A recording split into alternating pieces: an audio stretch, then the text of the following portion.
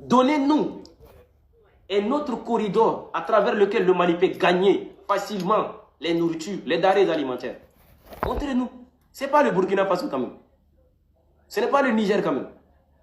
Le Niger ravitaille la région des Gao. Aujourd'hui, les Gaois sont en train de sortir. Nous dire que l'accès est bloqué parce que les djihadistes, ce sont eux qui sont maîtres sur le terrain.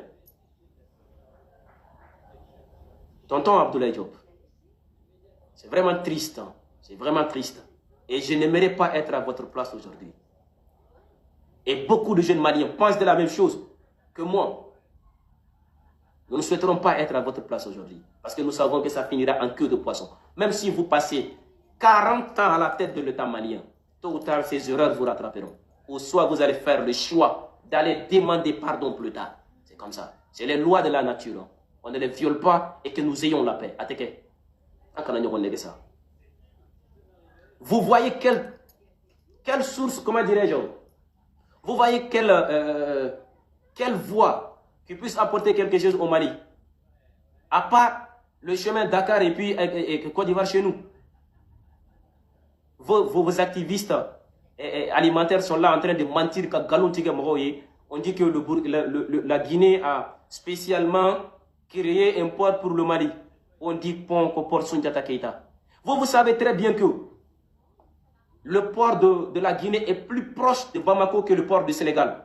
Le port de Guinée est plus proche de Bamako que le port d'Abidjan. Mais pourquoi les gens préfèrent aller au Sénégal et en Côte d'Ivoire? C'est parce que le tronchon, Bamako, Sénégal, vaut 10 000 fois mieux que le tronchon.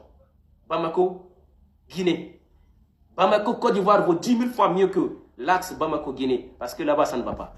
Si un camion doit faire 2 jours entre Sénégal et Mali, le camion doit faire combien de jours entre, comment dirais-je, la Guinée et le Mali?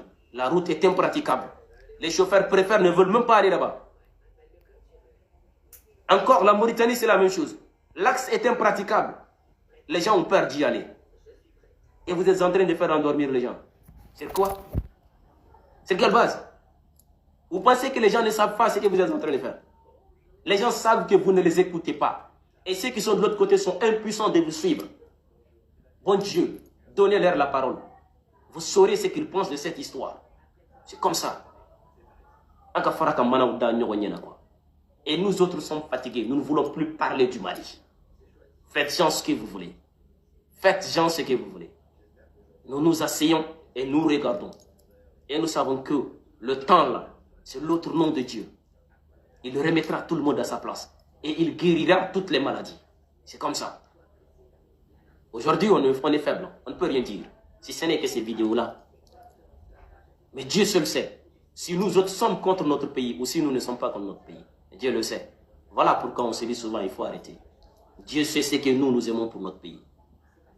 Et on ne termine pas la vidéo sans dire